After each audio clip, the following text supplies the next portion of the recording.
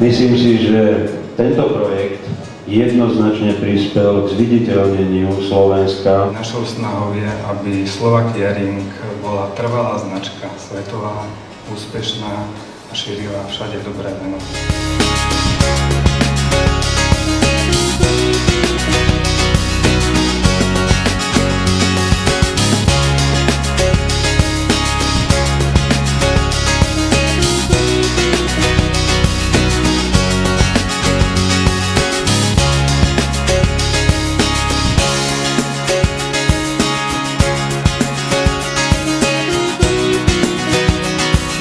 Keby nie je Slovakia Ring, ja si myslím, že bez toho tréningu, ktorý sme tu všetci absolvovali, určite tá úroveň jazdcov by nebola taká dobrá, ako je teraz. Takže veľmi pekne ďakujem za nás jazdcov a držím palce do budúcnosti.